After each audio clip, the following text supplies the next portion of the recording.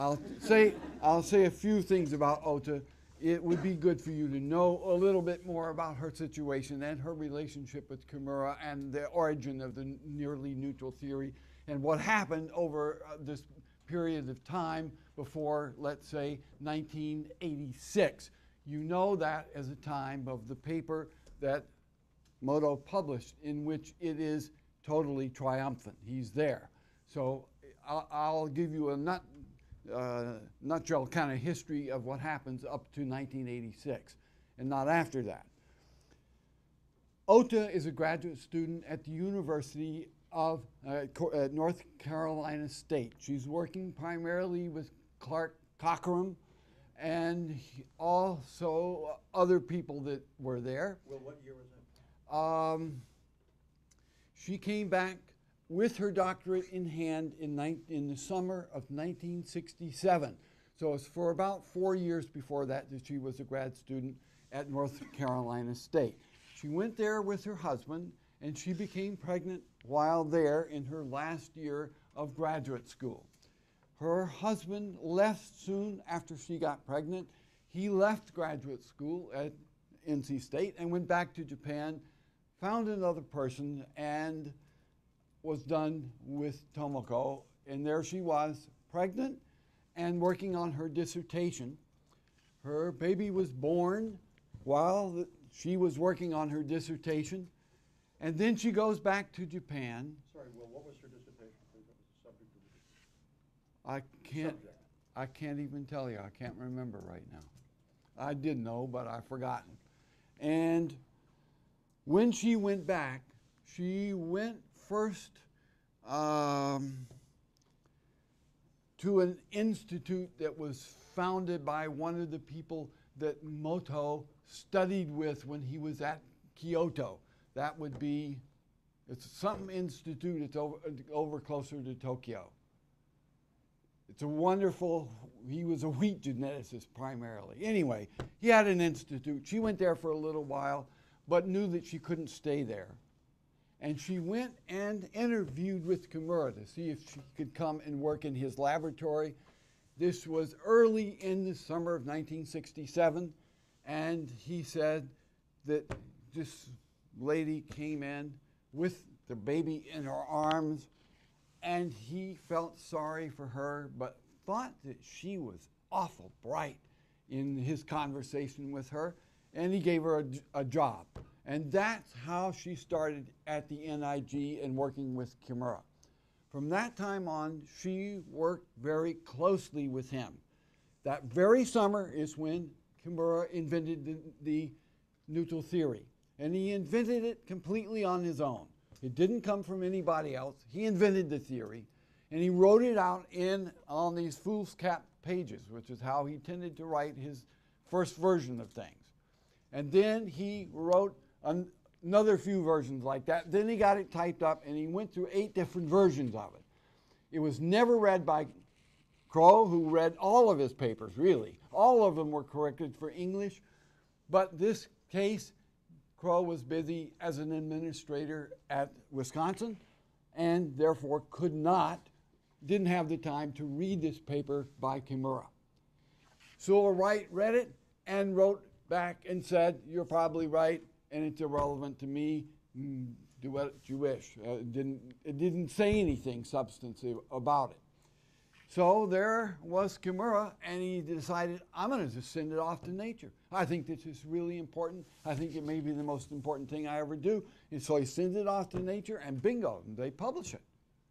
John Maynard Smith was one of the readers, and he liked that. I think Philip Shepard was the other reader. And bingo, they said, sure, and off it went. Shepard and Kimura had corresponded a lot before this time, and he hadn't corresponded much with Maynard Smith, but Maynard Smith has, as you all know, and sadly he's passed, but he had a very open mind about things like this, and he didn't agree with it, but he thought it was important and should be published. So out comes Kimura's paper. The immediate response is not much. It really and truly is not much. The first year, not much happens. It doesn't really happen until King and Hughes publish their non-Darwinian evolution paper. Then the crap really hits the fan, and that's just exactly what they wanted to have happen. And it did happen, but it, of course, included then Kimura. And the research that came out then, and the truncation models that we talked about yesterday, and a lot of evidence against the completely neutral theory just comes out. And Kimura and Ota are wondering how best to defend the neutral theory. There was a case involving Marty Kreitman when I was just moved over to ENS. It turned out that Chippa Quadro and Marty Kreitman played jokes on each other always on April Fool's Day. And Chip came to me and said, Will, you've got to do something for Marty, because if I do it, he'll suspect me. So you have to do something. This is a Saturday morning. He's having a lab meeting, and I call up and say, Marty, I need your help. I need your help. I've been to Japan 3 or 4 times, and the last time Kimura told me the truth. I don't know what to do. I'm trying to write a history of the neutral theories. He proposed that paper as a joke. He sent it into Nature, never expecting it to be published. It was published, and now he's been backfilling ever since then. And now your sequencing work is coming out, and Kimura feels that his work is destroyed and the cat's out of the bag. And he tells me the truth about this. What am I going to do? Oh, Marty, I got to run. I have to hang up the phone. He goes back in and he tells his lab group that this story, and they say, Marty, it's April Fool's Day. And I'm not sure he's totally forgiven me even to this day. But what Kimura wanted to do was to save his theory. He really did want to save his theory, and he was totally frustrated because he knew it was a theory about the DNA level variation. But he had no evidence of the DNA level variation. All they had was all this protein data, and that's all he had to work with. So what was he going to do in order to make his theory remain viable? And the person who really wants to try and do that is Ota, who wants to construct a theory that is attuned particularly to the protein evidence. That was the whole idea behind her invention of the nearly neutral model, only of course it isn't called nearly neutral. At this time it's called the slightly deleterious model. She doesn't have a positive side to it, it's only a negative side to it, and it's a way of ensuring that the amount of variation you actually measure in natural populations will be less than you would expect on the basis of the completely neutral theory. And that's, of course, what people saw in natural populations. So in that paper that I cited here the other day, in which Kimura and Ota assume that the Sewell-Wrightian model works perfectly, she goes on to say in the next paragraph, one of us has a theory that, of course, does the same thing. We don't need your hitchhiking effect, because I've already invented a version of the neutral theory that does the job for the protein data.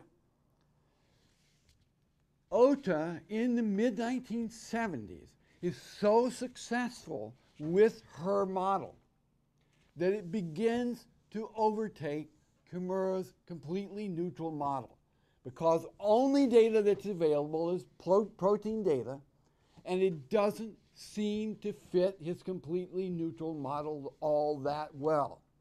So he's sitting there while his colleague Ota has invented a version of his theory to help save. She was thinking 2 things. One, I want to save Moto's theory. And the other thing I'm doing is I'm actually doing a theory of protein evolution. And so it's not exactly the same thing. So I'm saving his theory for the protein level. That's what she was doing. But it was really her theory, and Moto gave her full credit for having invented this version of the thing. And he promoted her. He promoted her career, and it promoted her career so well that Jack Lester King becomes totally an advocate of the nearly neutral model. He gives up completely then the Moto model. And of course, the Moto model is what essentially he invents, co-invents in the beginning. But he's no longer going to be there. He moves away from that toward Ota's model. And many people, like Solander, I went to a talk that Solander gave. He was in at Rochester, and he said, I just want you to know, the neutral theory of Kimura is gone now. And he published this in a paper as well. Now it's only the nearly neutral model.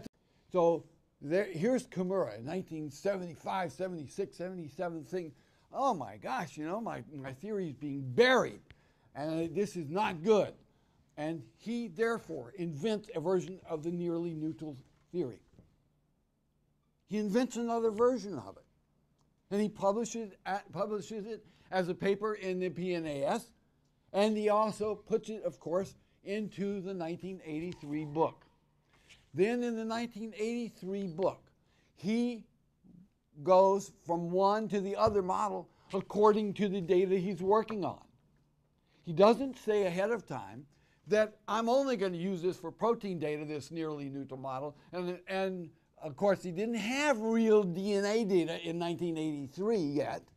He's just beginning to get some, but not very voluminous, not very, and he's applying his completely neutral theory. So the first thing he does, he develops his completely neutral theory, and then he gives you his nearly neutral theory.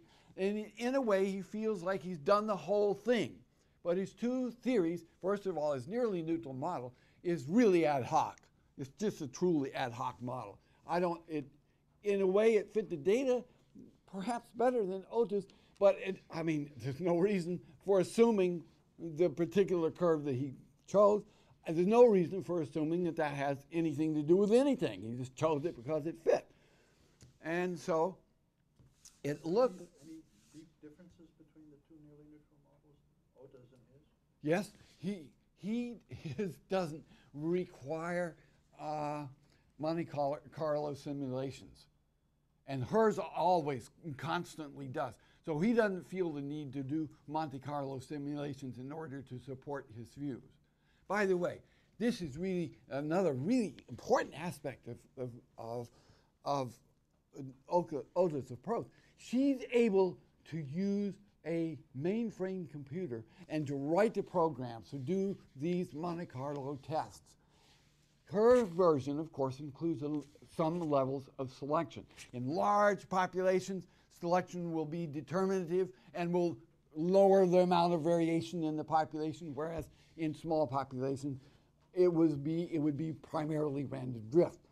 And so it would fit the random drift model in small populations, but in large ones it wouldn't, because you're losing variability because of the selection of these slightly deleterious alleles. And so she's using the computer in a way that really intrigued Kimura. So when Kimura starts getting more and more money from NIG and from the sources, he buys himself a big computer too, a kind of a mini mainframe. And he takes that home, and he's working on that at home. And so he's beginning to simulate a few things. So you can see there's some genuine competition between Kimura and Ota. And they eat lunch together every single day. From summer of 1967 on, every weekday they're eating lunch together and discussing these issues. And I don't think you can ever possibly penetrate that. I mean, every day they're doing that. I come in 1988, and they are hard at their discussions every day in lunch. And then every once in a while they stop and summarize for me in English. And they also draw diagrams. And they gave me the napkins. I have a collection of dozens of napkins with their drawings on of their luncheon discussions. Well, in the 1983 book, Kimura tries to do everything.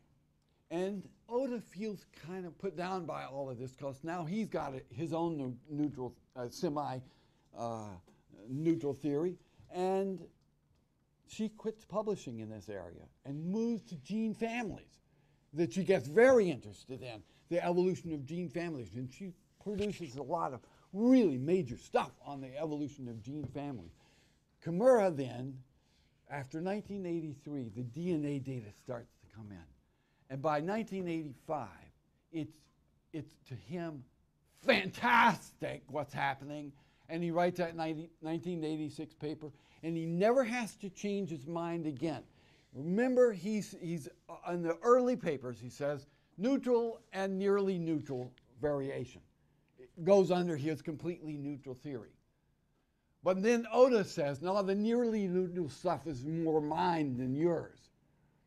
So what Kimura says after that, in 1986 paper, if you look at it carefully, you'll see he'll call it neutral and very nearly neutral variation.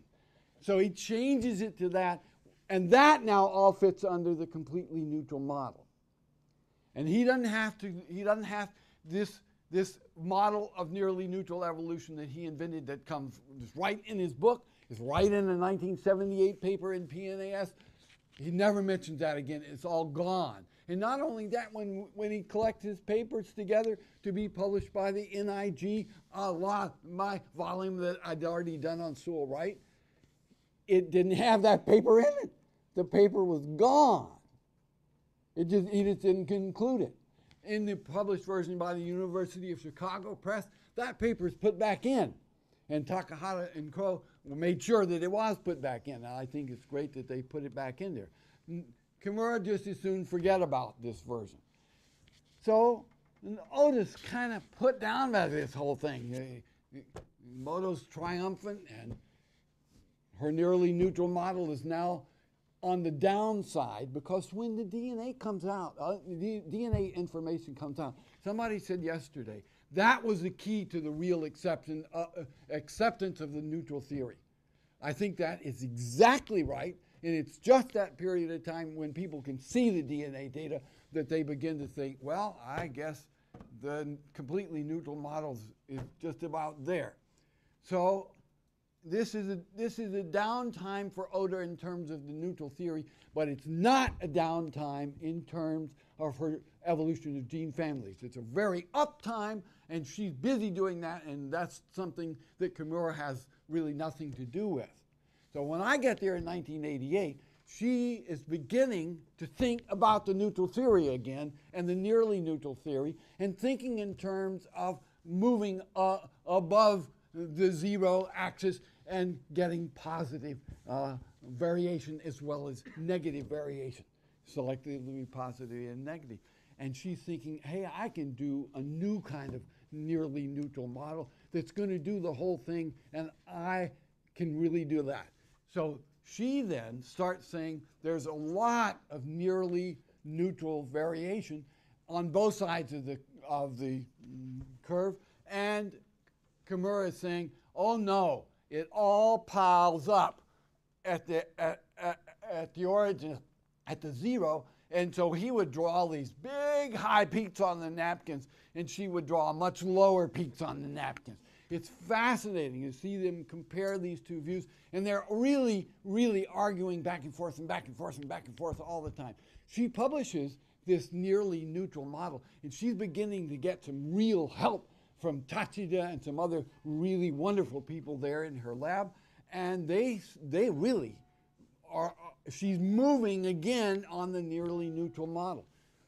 Kimura, during this period of time, he discovers that he's got ALS, and he can't do very much about it. And as he fades away, he clearly conveys to Ota, you are really right with your nearly neutral model. It applies beautifully to the protein data, and my theory's less good there. I've been trying over the years to get more and more of that protein data into my model. That's what I've wanted to do. I wanted to, come out and get the stuff your model applies to and get it over on my side. But I've got enough from the DNA. He was the king of the DNA, and he could die thinking he was the king of the DNA. And that was enough for him. That was the real hereditary material, and he cared less about the protein level anyway, and besides which, it was messy. You've got to understand that Kimura had an aesthetic preference for his completely neutral model. It's beautiful. It's just simple. It's great. And her model is necessarily messy and Monte Carlo sampling and blah, blah, blah. I'm not interested in that. Well, I like a theory that's beautiful and straightforward and relatively simple. So he much preferred aesthetically his original theory. And Ota was not scared of being messy, and she moved right into that neutral model. And as Kimura faded, she came really back to life on the nearly neutral model, and I think she enjoyed a real renaissance of the nearly neutral model. And then, like, when Gillespie publishes his book, he is not talking about DNA data in that book. He's really talking protein data. He evaluates the completely neutral theory against the protein data and finds it very lacking. He finds the nearly neutral model more robust, but still he's arguing that's probably not random drift, it's probably something else. And John and I had such a wonderful meeting in Costa Rica. We went on a long walk together looking for snakes on an old dry creek bed, and we talked nothing but random drift the whole way. And I argued that the sampling process just didn't work for random drift. There is no random binomial sampling. And he said, oh, no, you can't say that, we can't do that. Then he went back and thought about it in ways I couldn't do that, and he came to the conclusion there was no random binomial sampling, and therefore something else is going on, and he invented the genetic draft and all that stuff, which I think is a beautiful way of thinking about this problem, which is, in essence, the same way that John Maynard Smith and Hay had thought about it earlier, but then had been dismissed so thoroughly by Kimura and Ota. So, in a nutshell, there's a picture of the history of the two theories in a situation which is actually horribly complex and can never be sorted out, because it was mostly sorted out by two people sitting together across the table every day for lunch for all those years from 1967 through the time of Kimura's death. So, I mean, you cannot recreate what went on at that time. So I've interviewed both of them in detail and have all this on tape and everything, but you can't go in at a later time and get an account of personal conversations that is very accurate or very good. And therefore, I don't feel like I'm in any way qualified to understand what's going on, besides which, having been married to a Japanese woman and realizing the utter lack of communication between me and her over 5 years. I mean, I know I don't understand a lot of what went on in Japan in trying to understand the development of the neutral theories. But I'm going to do my best to try and get it straightened out and write it down and get it to all of you before too long. It's very important how sexist Japan was during this period of time. Women scientists had a terrible time in Japan. I mean, it's the rotten time. You're getting promoted or getting positions of responsibility. Kimura took it upon himself to promote Ota and her work. He wrote letters all over. Somebody would invite him to a conference. He'd write back and say, I can't come, but my colleague Tomoko Ota, who is a wonderful person who does all this and all this and all this, and she can come to your conference and present her nearly neutral model or whatever. He was very, very supportive of Ota. Ota was very supportive of him in ways that I almost hesitate to say a word about. She, of course, never remarried. She raised her daughter by herself. Her daughter, by the way, was one of the shyest people I ever met in my whole life. And on my last trip to Japan, she had married a most wonderful man. And she was outgoing in ways I never dreamed possible. It's just wonderful, wonderful to see that. But Ota herself and Kimura were close in a way that I suppose you must be Japanese to understand. I couldn't put my finger on it or understand it well, but I can tell you they loved each other deeply. There's no question about that in my mind. They worked together all those years, and Moto's wife is also a super wonderful person. She was chosen for him as an arranged marriage, a perfect arranged marriage, because he had an absolutely devoted wife who doted on Moto and did everything for him, including being his nurse when he had ALS. It was very hard on Hiroko to be his nurse, but she never got anybody else to come in and be his nurse. She did everything for him. But Tomoko, what kind of trajectory did she have within the institution? In the institution, she had a trajectory that was completely determined by Moto Kimura. But I mean, she became the head of an independent group. Oh no, she became head of the population genetics section, which is exactly what Moto had done. And did Moto move out of his office? No, he didn't.